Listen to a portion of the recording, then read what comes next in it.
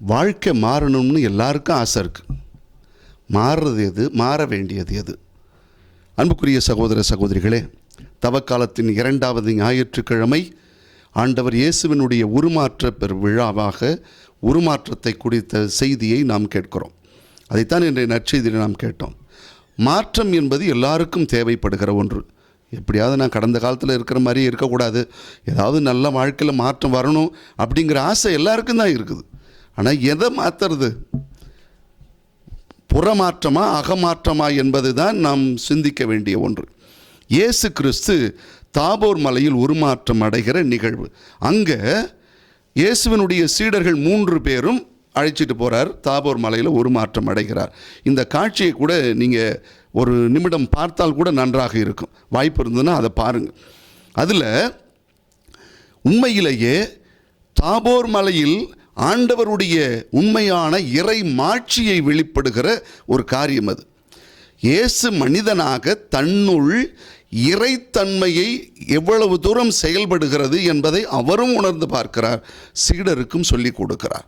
அதோடு மட்டுமில்லை, அந்த இறை மாட்சி ஏன் அந்த இடத்துல தேவைப்படுதுன்னு சொன்னால் அந்த நற்செய்தியினுடைய சூழலை பார்க்கணும். அதுக்கு முன்னாடி தான் ஆண்டவர் இயேசு கிறிஸ்து என்ன சொல்கிறார்? தன்னுடைய பாடுகளை குறித்து மிகப்பெரிய வேதனை, இப்படிலாம் நான் சாக போகிறேன்னு சொல்கிறார். இதை கேட்ட உடனே அவங்கெல்லாம் கலங்கிட்டாங்க. இதுதான் வாழ்க்கையினுடைய முடிவு போல் இருக்குது, இதுக்கப்புறம் ஒன்றுமே இருக்காது, ஆக அழிவு என்பது வந்து விடுமோ என்கிற உள்ளத்தில் கலக்கம் வருகிறது. அப்போ தான் அவங்களுக்கு இது மட்டும் இல்லைப்பா, தாபோர் மலையினுடைய காட்சியும் உங்களுக்கு காட்டுறேன் அப்படின்னு சொல்லி தாபோர் மலையினுடைய காட்சியை அவர்களுக்கு காட்டுகிறார். இன்னொன்று இருக்குங்க, ஒரு இடத்துல தாபோர் மலையில் இறை மாட்சியை பார்க்கிறார், இன்னொரு இடத்துல அதே மாதிரி ஒரு எதிர்மறையான இன்னொரு கடவுளின் மாட்சியை பார்க்கிறார், கல்வாரி மலையிலும் கூட. அங்கவும் இறைவனோடு தந்தையோடு பேசி கொண்டிருக்கிறார், இங்கேயும் பேசிக்கிட்டு இருக்கிறார். அதோடு மட்டும் இல்லை, ஏன் இன்னொரு இடத்துல கூட ஞானஸ்தானம் பெறும்போது கூட தந்தையினுடைய பேச்சை கேட்கிறார். ஆக இந்த முக்கியமாக இந்த இடங்களெல்லாம் தானும் தந்தையும் இருக்கிற உறவு நிலையை, அந்த மாட்சி இறை மாட்சியை வெளிப்படுத்துகிறது. இந்த தாபோர் மலையில் அப்படிப்பட்ட நிலை வருது. அப்போ சீடர்கள் பேதுரு கேட்குறார், இங்கே இருந்துருவோம் ஆண்டவரேன்னு. முடியாது, நம்ம கீழே போக வேண்டியிருக்குது. அங்கே அந்த செய்தி அவர்களுக்கு கொடுக்குறார். என்ன செய்தி? நாம் யதார்த்தத்தில் வாழணுன்றார். அதாவது face the reality of the cross அப்படின்னு.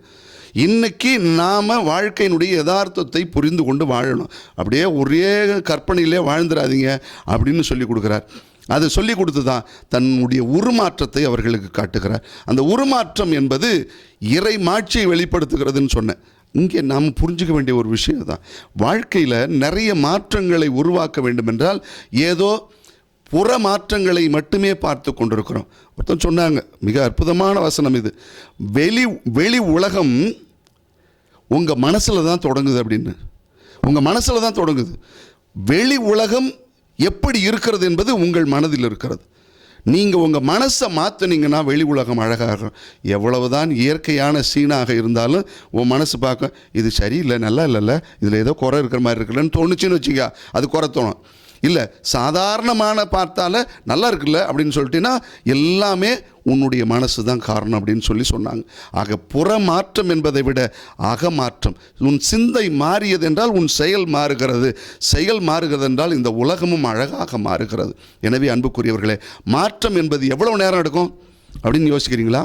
ரொம்ப நேரம் இல்லை. ஒருத்தர் சொன்னார், ஸ்ரீ பகவத் அப்படின்னு ஒரு வாசனம் சொன்னார், மாற்றம் வருவதற்கு, உன் மனம் மாறுவதற்கு ரொம்ப நேரம் தேவைப்படாது, அதிகபட்சம் போனால் 2-3 செகண்ட் போதும். அதற்கு அவர் கொடுக்குற உதாரணம் என்ன தெரியுமா?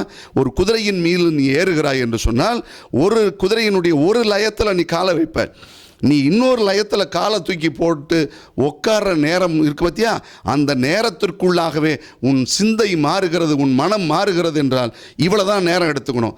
ஏன்னா இது நீ உன் மனசுக்கு சொல்கிறது, யாரோ ஒருத்தர் மைக்கை வச்சுட்டு ஊன்னு ஊதுறது இல்லை. நீ உன்னுடைய மனசுக்கு சொல்லி நீ ஒன்றுகிட்ட பேசு, உன் மனசை நீ மாற்று அப்படின்னு சொல்லி, டாக் டு யுவர் செல்ஃப் அப்படின்னு சொல்கிறாங்களே, அதுதான். உன்னிடத்தில் நீ பேசி உன் மனதை நீ மாற்று. இதுக்கு காலங்காலமாக சொல்லணும்னு நினச்சிக்காத, அதுக்குரிய நேரமே போதும். அப்படி என்றால் நீ உன் மனதை மாற்றிக்கொண்டால் இந்த உலகம் மாறும். ஆண்டவருடைய உருமாற்றம் இன்று நம் வாழ்வின் அகமாற்றத்திற்கு அழைத்து செல்லட்டும்.